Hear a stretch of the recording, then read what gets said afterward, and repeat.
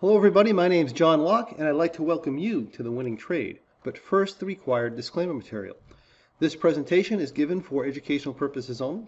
We're not broker-dealers or financial advisors and we're not making any specific trade recommendations. Also, please be aware that your risk in trading options is substantial and please make sure you are aware of all your risks prior to placing any trades. Also note that in this presentation we are using hypothetical computer simulated trades.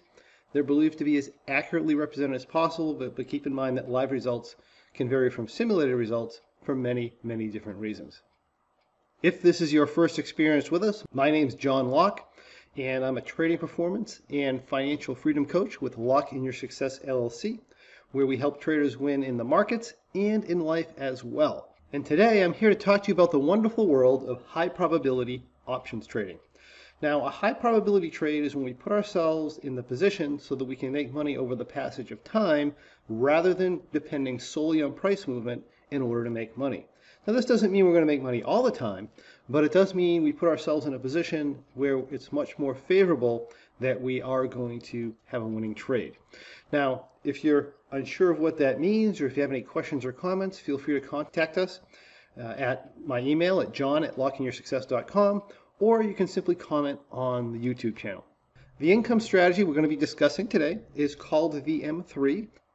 Now, the M3 is a time-tested and proven strategy that I developed back in 2007. At the time, we had no idea that it was going to perform this well over such a long period of time and such a wide variety of markets. But here we are in 2020, and the M3 just proves itself year after year after year. Not only in simulated trades, but in live trades. Not only have I been live trading this since 2007, but we also have hundreds and hundreds of students doing the same thing. So my point being that many people, including myself, have utilized the M3 not only as a trading strategy that's profitable over time, but also as a stepping stone along their path to becoming a more advanced market neutral trader.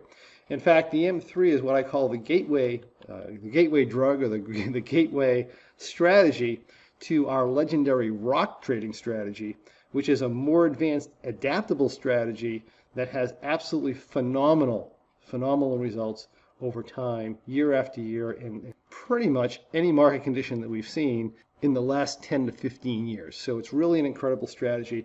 For those of you who are more advanced income traders and you'd like to take a look at the rock trading strategy, we have some examples on thewinningtrade.com. We're also having a webinar this Tuesday on Options Tribe. Yeah, it's optionstribe.com, and you can go on there and you can sign up for that webinar. That's going to be the John Locke with the rock trading strategy. I believe it's called Rocktoberfest, dominating the market in 2020. So I encourage you to go on and join us there. Now, back to the M3 strategy. The M3 is a strategy that we trade on the Russell 2000. It requires a minimum capital of $5,000. Our example size is 10 times that. It's going to be $50,000. With this, we have a 10% profit target. So in our trade of $50,000 planned capital, our profit target is going to be $5,000. Our maximum loss is going to be 10% also, or $5,000. This is not entered from a technical standpoint. We're just going to enter it depending on how far from expiration we are. We enter this trading strategy 56 days to expiration, regardless of the market conditions. And once we're in the trade could last up to 56 days. Rarely do we go that long, but there are times when that does happen. Now let's take a look at the trade. So this here is a software called OptionNet Explorer, and for those of you who are not familiar with it, we're what we call backtester mode. So this is showing the past.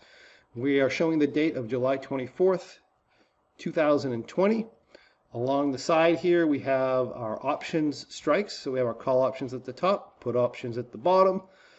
This is going to be our position. So in this case here, we're selling 2014-40 September 18th, 2020 calls. This tells us when they expire. Okay, so it's July 24th. They expire September 18th.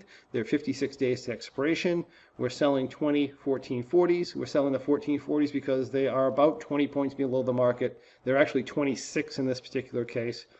We're also selling the 14-40 puts. And then we're buying the 1490 calls.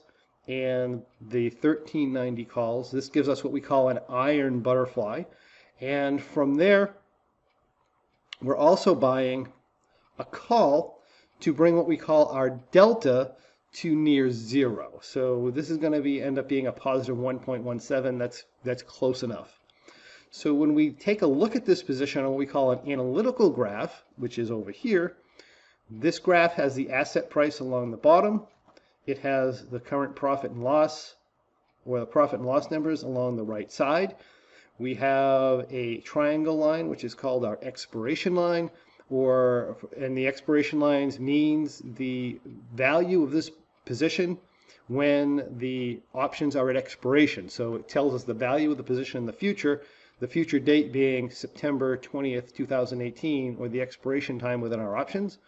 So for example, if the Russell was at right here at 1440 on expiration day, it would be worth about an $80,000 position. Now we're getting out of this when it's up 5,000, so that would never happen, but that's what it means. And then of course, if you go out here, you'd be down money if you did nothing and you let it expire. But we're not going to do that. We have what we call an adjustment strategy on this position. So that is the expiration line. We also have what's called the T+0 line, which is this curved line that goes from red to blue to green. This is the projected value of this position, or the theoretical value of this position at any given price point today on the Russell. So if today the market went from 1466 to 1600, it's projecting that this position would be at a profit of about $2,000. Okay, and that's how that works. Over time, the T+0 line tries to match the expiration line. Okay, so here's our position here. Now, if the market goes down to the point where we have what we call a downside problem, or a risk problem of the downside, we're going to remove and reset the position. We're going to take it off and we're going to roll it back.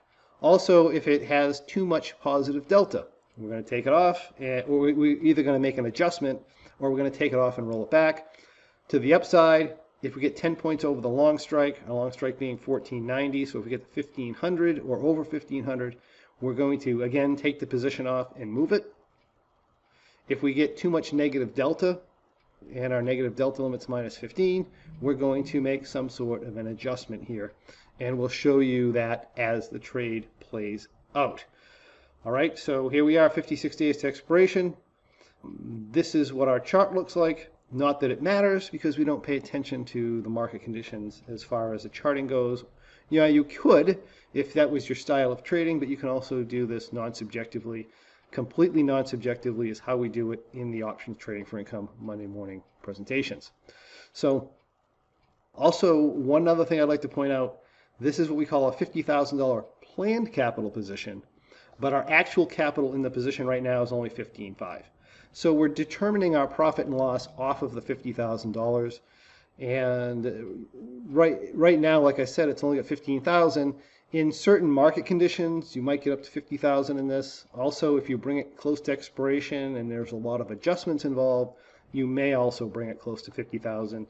But as of right now, that's all we have. So my point being that a lot of times our actual percentage, our return on actual capital involved in the trades, often much higher than 10%. So let's just go from adjustment to adjustment here. And I'm going to just go to, it's July 24th. We did our first adjustment on July 29th. So what happened here is the asset price is at 1501. You can see it here and you can see it here. That's more than 10 points over our 1490 short strikes. That being the case, we're essentially going to take this off and we're going to reset it. So I'm going to hit the button here that's going to apply the trades, and you'll see our short strikes are going to move up to 1480.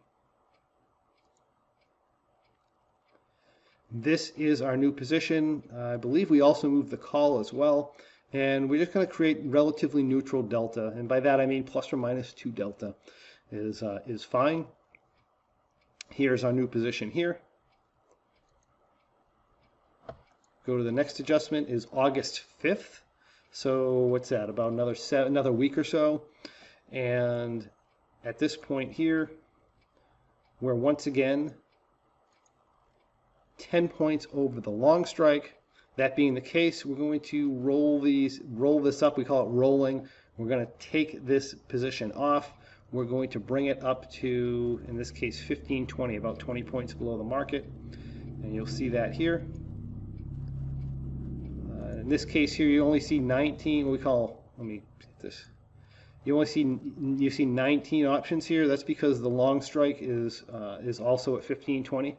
That's what we needed for our relatively neutral delta, and we just didn't move it. Okay, so here is our adjusted position. If we go to the following day, or the following adjustment, that's August 10th. Once again, we run outside the tent here.